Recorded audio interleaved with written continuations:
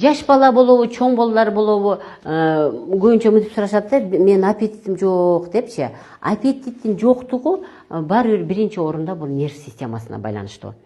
Сиз кичинекей стресс болобу, кичинекей кыжалачылык болобу, же сиз бирөөнү аябай жаман көрүп ичиңизде кыза жүрөбү, же сиз бир депрессияга түшүп калдыңызбы? Бүттү. Мен дайыма айтамын, номер биринчи орунда биз дайыма нерв системасын сакташыбыз керек. Демек, мээдеги оюбуз, мээдеги ниеттерибиз жакшы болсо, өт жакшы куят. Биз кыжалат болгондо эле өт жыйрылып калат дагы, нормада куюп бербей калат. Өт жакшы куйбагандан кийин аппетит жок болот. Себеби ал тамак түшүр деп требование жок да. Өт жок болгон болсо требование жок. А сиз жейинчи деп жейсиз, бирок ал жакшы толук сиңбейт. Мына сизге тамак түштү, ал ашказанда көбүнчө 10% сиңирүү жүрөт. Всасывание деп коет. Сиңирүү 10% болот ашказанда. Ашказандын кызматы бизге түшкөн тамакты каша кылып берүү.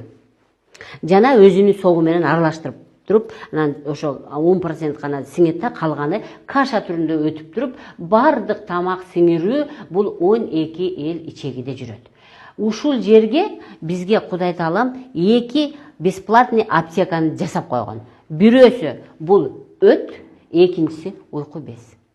Уйку бездин согу, уйку без абдан жакшы ролду ойнойт. Бизде гормон чыгарып берет, соктор чыгарып берет, тамактар, ферменттер чыгарып берет.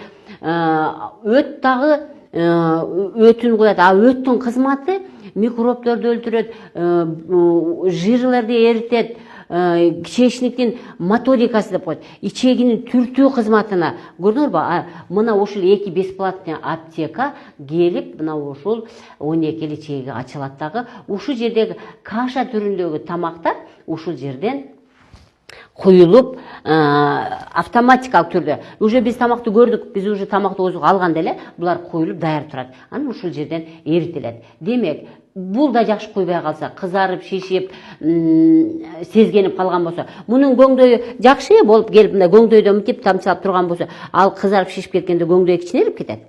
Демек, аз өт куюлуп калды.